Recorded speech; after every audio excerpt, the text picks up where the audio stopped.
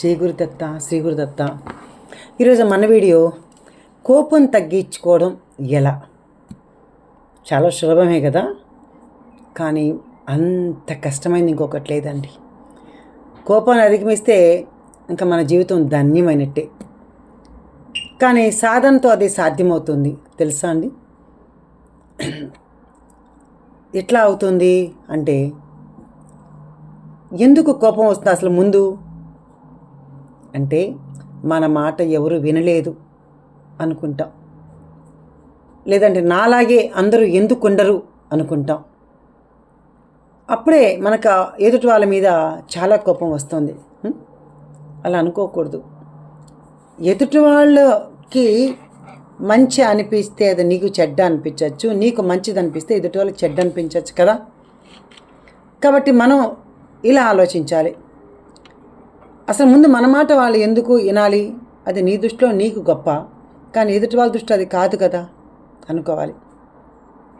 ఇంకోటి, కోపం అనేది అది నీ మనసుకు సంబంధించింది. ఎప్పుడు చిరునవ్వే నీకు ఆభరణం కావాలి. నగల ఆభరణం అంటారు కాదు, ఎప్పుడు చిరునవ్వుతూ ఉండి చూడండి, అంత అద్భుతాలు.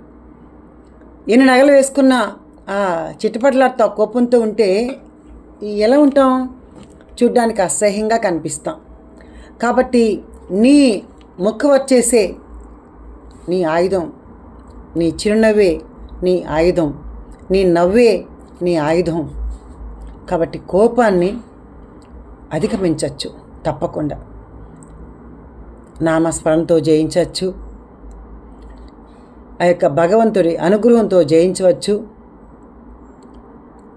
నాకే కోపం లేదు, నేను హాయిగా ఉన్నాను అని పదే పదే మనసుకు అనుకోవాలి. పాజిటివ్ అక్కడ అప్లై చేయాలి, పాజిటివ్ ఎనర్జీ అప్లై చేయాలి. అప్పుడు మనకి అనిపిస్తుంది నిజమే, నాకే కోపం లేదు, ఏ కోపం లేదు అనుకుంటాం. అట్లా మన కోపాన్ని రోజు రోజుకి అది ఒకరోజు సాధ్యం కాదు, చాలా టైం పడుతుంది మనకు ఆ కోపాన్ని అధిగమించాలంటే. అంటే మాటి మాటికి చికాకు, మాటి మాటికి కోపం, మన అసమర్థత కనిపించినప్పుడే ఎదుటి వాళ్ళ మీద కోపం వస్తుంది. నువ్వు బలంగా ఉన్నప్పుడు ఎదుటి వాళ్ళ మీద కోపం రాదు, బలహీనుడిగా ఉంటే కోపం వస్తుంది. కాబట్టి నువ్వు బలంగా ఉండడానికి మంచి పాజిటివ్గా ఆ మైండ్ సెట్ ఉంచుకోవాలి. అలాగే మంచిగా ఫుడ్ తీసుకోవాలి, శక్తివంతమైన ఫుడ్ తీసుకోవాలి.